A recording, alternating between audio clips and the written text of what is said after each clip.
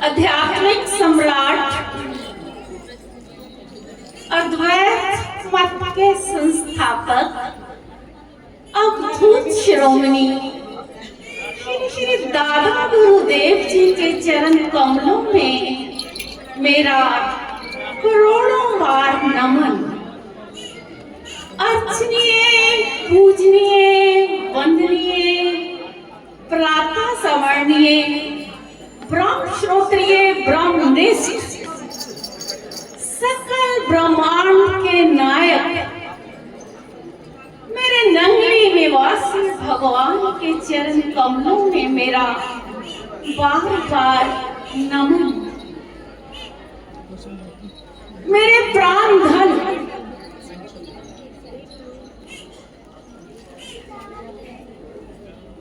हर दिल में समाये हुए मेरे युगल जोड़ी जी महाराज एवं स्वामी जी महाराज, जिन्होंने हमें नंगली निवासी भगवान जी के प्रेम में डुबो दिया। आज हम नंगली निवासी भगवान के बिना जीवन की कल्पना भी नहीं कर सकते। तो ये सब किसकी देन है? मेरे युगल जोड़ी सरकार की। यहाँ पर विराजमान सभी संत महापुरुषों के चरण कमलों में भी मेरा कोटि कोटि प्रणाम। उनके सभी भगत जनों को, सेवादारों को सप्रेम जय सच्चिदानंद। जैसा कि आप सब जानते हैं, मेरे नंगली निवासी भगवान जी को लीलाधारी कहा जाता है। इनके कितने नाम हैं जिनको हम इस नन्ही सी जीभा से कैसे बयान कर सकते हैं। जब ये विराजमान थे 1936 से पहले, तब इनके पास 2 गाड़ियां थी। ये इसलिए बताने की बात है कि उस समय गाड़ियां बहुत ही कम होती थी, क्योंकि सड़कें ही नहीं थी। अगर सड़कें नहीं है तो गाड़ियां कहां से होंगी? इनके पास 2 गाड़ियां थी, लेकिन स्थान के अनुसार ये सत्संग में जैसे भी पहुंचते थे, चाहे घोड़े पे, चाहे तांगे पे, चाहे पैदल भी जाना पड़े, तो ये सत्संग जरूर करते थे। ऐसा नहीं है कि गाड़ी है तो गाड़ी में जाएंगे, सत्संग तभी होगा। इनकी हर एक बात सारी दुनिया से न्यारी थी। और ये भी आप सब जानते हैं कि इनकी जो दो गाड़ियां थी, एक शेवरलेट थी और दूसरी डॉस।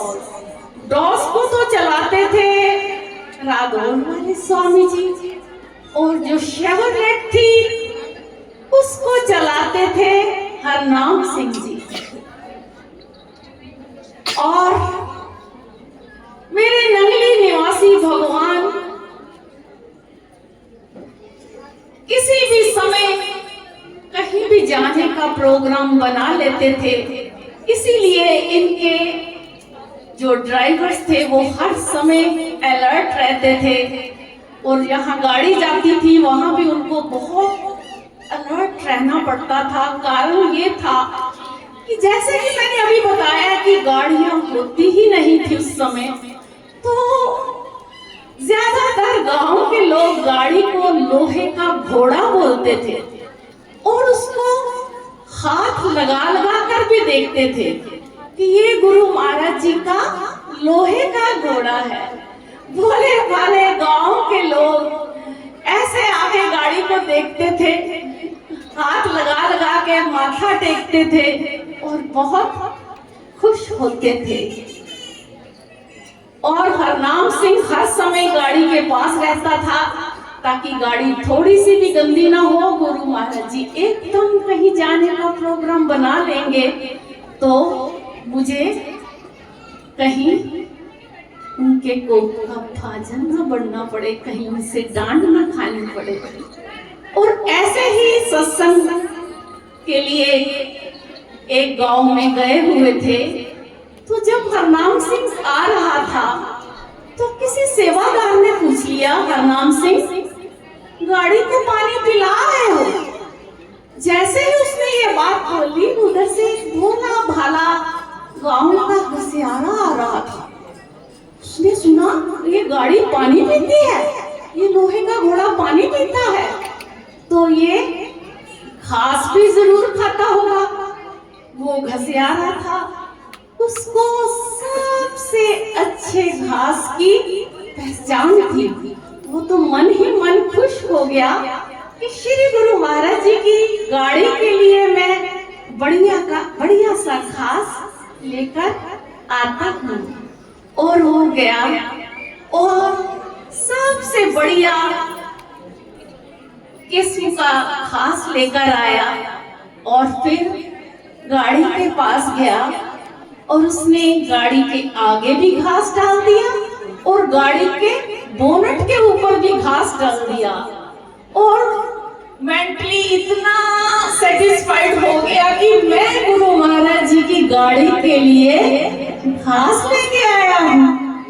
और जैसे कि मैंने बताया कि हरनाम सिंह हर समय अलर्ट रहता था, वो आया, उसने देखा गाड़ी के बोनट के ऊपर भी घास, गाड़ी के आगे भी घास।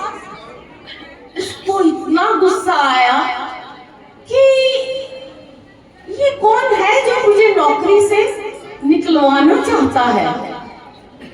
जल्दी से उसने सारा घास साफ कर दिया, बिल्कुल ऐसे कर दिया एक तिनका भी नहीं छोड़ा।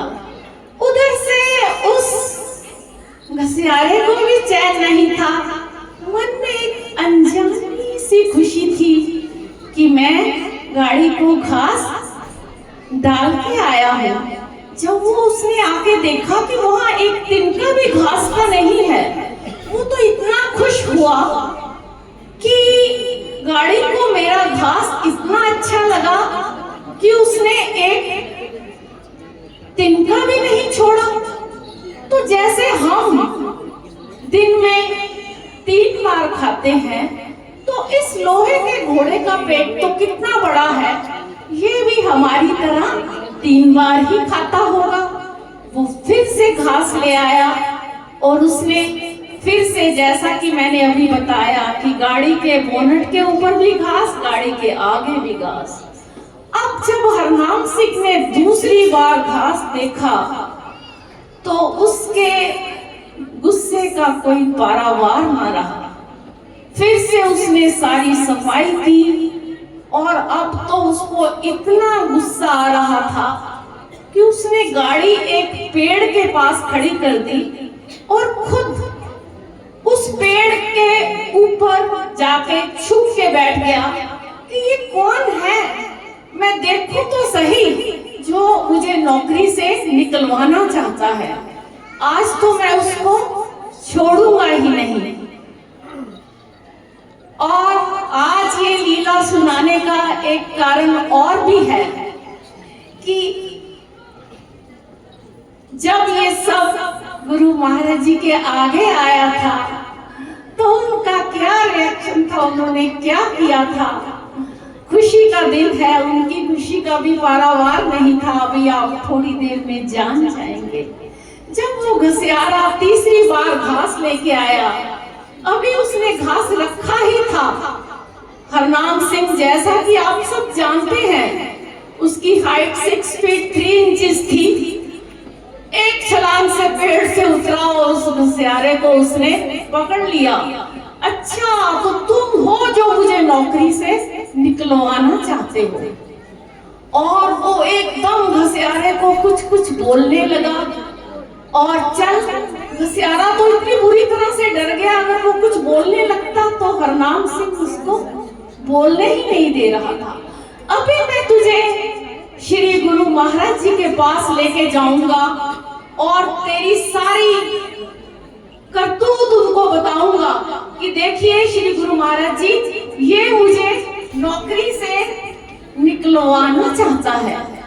घसियारा तो इतनी बुरी तरह से डर गया, वो भोला भाला और सीधा साधा भी था। और हरनाम सिंह उसको खींच के पकड़ के श्री गुरु महाराज जी के पास ले गया। जैसे ही वो श्री गुरु महाराज जी के पास पहुंचे, श्री गुरु महाराज जी की नजर पड़ी, उन्होंने हरनाम सिंह का घसियारे को पकड़ने का, लाने का स्टाइल देखा, घसियारे का चेहरा भी देखा और हरनाम सिंह का चेहरा भी देखा। मेरे जानी जान भगवान एकदम जान गए। वो तो सब कुछ पहले से ही जानते थे। उन्होंने एकदम आवाज दी, हरनाम सिंह, आप चुप रहोगे, हम सारी बात इस प्रेमी के मुंह से सुनेंगे। जैसे ही मेरे नगरी निवासी भगवान जी ने ये वचन फरमाए तो घसियारे में कुछ जान पड़ गई। उसको इतनी डांट पड़ रही थी। श्री गुरु महाराज जी ने इतने प्रेम से उसके लिए प्रेमी कहा तो वो थोड़ा सा ठीक हो गया। और फिर श्री गुरु महाराज जी ने उसको कहा, बोलो बेटा, क्या बात है। तो वो घसियारा बोलने लगा कि आपका घोड़ा जो है उसको मेरी घास बहुत पसंद थी। मैं उसके लिए सबसे बढ़िया घास लेके आया, क्योंकि मैं इस गांव का घसियारा हूँ। और आपकी जो गाड़ी है उसने मेरा सारा घास खा लिया, एक दिन का भी नहीं छोड़ा। और ऐसे मैं दूसरी बार भी उसके लिए घास लाया। फिर उस गाड़ी ने पूरा घास खा लिया तो मुझे बहुत खुशी हुई। गुरु महाराज जी, हम भी तो 3 बार खाते हैं ना, तो मैंने सोचा कि अब शाम को भी गाड़ी के लिए घास लाया जाए। जैसे ही मैं तीसरी बार उसके लिए घास लेके आया तो वो ड्राइवर बोलता था, आपके ड्राइवर साहब ने मुझे पकड़ लिया और गुस्सा करने लगे। उधर हरनाम सिंह की भी आंखें खुल गई। मैं तो क्या सोच रहा था कि ये कौन है जो मुझे नौकरी से निकलवाना चाहता है। आपके ड्राइवर साहब ने पकड़ लिया और वो आपके पास ले आए और कहते हैं, उस दिन उस घसियारे की ये भोली भाली बातें सुनकर मेरे नगरी निवासी भगवान जी भी खिलखिलाकर हंसे थे, जो कि ज्यादातर मुस्कुराया ही करते थे। उस दिन ऐसा खिलखिलाकर हंसे थे कि सब श्री गुरु महाराज जी का हंसना देखकर ही जैसे सबको सरमाया मिल गया हो। इतने खुश हो रहे थे, इतने खुश हो रहे थे कि उस भोले भाले घसियारे ने सबको खुशी दे दी। सिर्फ हरनाम सिंह का गुस्सा ही नहीं दूर किया, सारी दुनिया को ही खुशी दे दी। मेरे नंगली निवासी भगवान की एक से बढ़कर एक लीलाएं आप सब जानते हैं।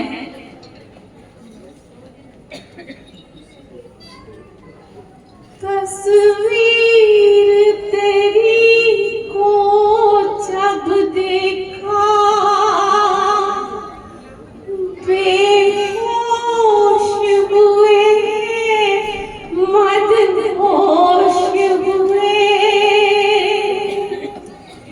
देखा जब सावली सूरत को,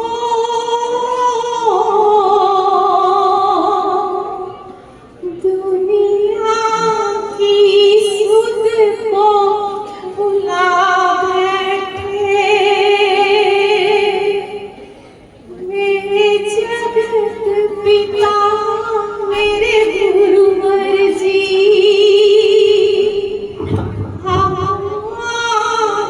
से प्रीति बैठे। एक दिल के सिवा कुछ और न था, वो दिल भी तुम्हारा कर बैठे। बोलिए जयकारा, बोलिए मेरे श्री गुरु महाराज की जय, बोलिए श्री परम महाराज की जय, बोलिए श्री नंदी महाराज जी की जन्मदिन की इतनी खुशी, हर दिल में उमंग छा गई है। तो मेरे श्री परमहंस दयाल जी को बहुत बहुत बधाई, श्री स्वामी जी महाराज जी को बहुत बहुत बधाई, श्री जुगल जोड़ी महाराज जी को बहुत बहुत बधाई, सारे संत समाज को भी बहुत बहुत बधाई, सारी संगत को भी बहुत बहुत बोलो जयकारा, बोल मेरे गुण गुण कैसे गाऊं, इतनी शक्ति मुझ में नहीं, सारी दुनिया देखूं जाए उन जैसा कोई और नहीं। तो प्रेमियों, श्री गुरु महाराज जी का गुणगान, उनकी तारीफ बड़े बड़े ऋषि मुनि जन अपने मुख से बयान नहीं कर सकते। तो लेखनी लिखनी में भी ग्रंथ छोटे हो जाते हैं। ऐसे बड़े नाम लिखे नहीं, उनकी कोई बात महिमा जवानों से बाहर है, बयानों से बाहर है। और मेरे नगरी निवासी भगवान जी का देश विदेश में उनका प्रचार है। तो श्री गुरु महाराज जी, मैं तो प्रेमियों की महिमा गा नहीं सकती, जन्म जन्म तक नहीं गा सकती, पर जीवा फिर भी नहीं रह सकती। तो श्री गुरु महाराज जी जहां जहां जाते थे, पग धरते थे, धरती को पवित्र करते जाते हैं। और जिस घर में वो जाते हैं, अपनी रूहों को रूहानियत भक्ति के द्वारा जागृत करते जाते हैं। तो श्री गुरु महाराज जी की लीला, एक बच्चा बचपन से जब स्कूल में पढ़ता है, तो पढ़ते पढ़ते अपने अध्यापक पर उसे पूरा विश्वास होता है। वो छोटी क्लास से पढ़ते पढ़ते वो बड़ी क्लास तक पहुंच जाता है। क्यों पहुंचता है? उसे अपने अध्यापक पे पूरा विश्वास होता है। तो प्रेमियों, इसी तरह हमारे श्री सतगुरुदेव भगवान की आध्यात्मिक हमारे जो असली पढ़ाई जो पढ़ाते हैं वो कौन सी पढ़ाई है? जो सच्चा उपदेश। तो श्री गुरु महाराज जी की बहुत पुरानी रूह बचपन से जुड़ी हुई थी। तो वो श्री गुरु महाराज जी के पास जाते, जैसे उन्होंने नियम बताए, महाराज जी के सबको पता ही है, 5 नियम वो बताए। तो 5 नियम के द्वारा वो भक्त्यानी अपने चलती रही, अपने महाराज जी के वचनों को हृदय में उसने धारण कर लिया। समय आने पर उसकी शादी हुई। जब शादी हो गई, ससुराल गई। अब वो तो गुरुमुख थी, जिस घर में गई वो मनमुख थे। शादी हो गई, समय आने के बाद उसके पति को कुछ होगा, कैसे वो ससुराल आया लड़की के साथ। जैसे ससुराल आया तो उसको उस घर में ही उसे कुछ तबीयत खराब हो गई। वो तो गुरु में जाने उनकी कैसे तबीयत खराब हो गई। बड़े डॉक्टरों को इलाज कराया, कोई जवाब नहीं, कोई दवाई नहीं लगी। फिर वो अपने घर गए, वहां भी डॉक्टर को दिखाया तो डॉक्टर ने जवाब दिया। कहते डॉक्टर जवाब देते हैं तो मेरे सत्संग थाम लेते। तो जिस वक्त दिखाया उन्होंने जवाब दिया। वो लड़की रोती रोती रोती रात को गुरु महाराज जी को याद करके वो क्या कहती है? दवा कम ना कर दिए, अखा रो रो कर दिए, हुण बड़ी घबरा दिए, अर्ज कुरानू कर दिए, अर्ज कुरानू कर दिए।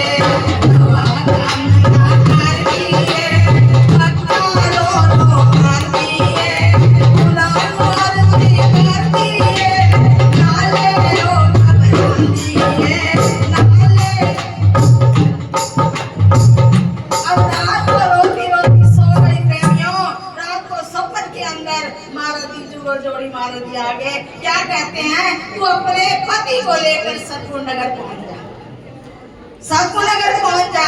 उसका तो मन, जहां वो इतनी रो रही थी, वो श्री गुरु महाराज जी ने उसको कैसे बुलाया। दूसरे दिन वो सतपुर नगर पहुंचे। महाराज जी विराजमान थे, पहले पे बैठे हुए थे। तो महाराज जी कहने लगे, बेटा कैसे? वो रो रो के गुरु महाराज जी की अरदास करती है। कहती है, महाराज जी ने कहा, बेटा तू घबराती क्यों है? तू ना घबरा, तू आई है, तेरे गुरु महाराज ठीक करके भेजेंगे। देखो कभी महाराज जी नहीं कहते कि हम ठीक करेंगे, मेरे गुरु महाराज जी ठीक करेंगे, मेरे गुरु महाराज जी ठीक करेंगे। उन्होंने क्या किया? थोड़ा सा चरनामत गुरु महाराज जी का नंगली साहब का मंगवाया और वो फूका मार के भोग लगा के उनको दिया। कहने बेटा आप कमरे में जाओ, जब इनकी तबीयत खराब होगी ये चरनामत उनको पिला। अब वो लड़की गई, चरनामत था, पिलाया। उसका पति जो था, जो रात को सोता नहीं था, वो मेरे नगरी निवासी भगवान की ताकत उस चरनामत में, जैसे वो चरनामत पीते रात भर सो गए। सुबह सतपुर नगर जब घंटा बजा, घंटा बजते ही जयकारा बुलाते वो व्यक्ति को, बोलो जयकारा बोल मेरे श्री गुरु महाराज जी की। जब वो उठा, सुबह आरती पे नहा धो के आए, महाराज जी ने बुलाया कि बेटा कैसे रात गुजरी? कहने लगे रात को तो ये सो गए। तो श्री गुरु महाराज जी क्या कहते हैं? मेरे नंगली निवासी भगवान जी ने ठीक किया। अब आप नंगली साहब जाओ, वहां जाकर के स्नान करो, स्नान करके कितनी देर हो सकती है गुरु महाराज जी के पास बैठो। और उस भक्त्यानी कहने लगे तू झाड़ू लगा। और उसने 5 दिन महाराज जी की आज्ञा के अनुसार उसने वहां पे झाड़ू लगाया स्नान के। तो फिर वो सतपुर नगर आए तो महाराज जी कहने लगे बेटा क्या हाल है? महाराज जी ने उसको नाम दान दिया। तो संत महापुरुष अवतार लेकर धरती पर इसीलिए आते हैं हम जीवों को जागरूक करने के लिए। तो उस वक्त उसको नाम दिया। तो महाराज जी ने कहा अब आप जाओ, इसकी तबीयत कभी खराब नहीं होगी, ठीक रहेगा। नक्शा तेरा दिल कश है,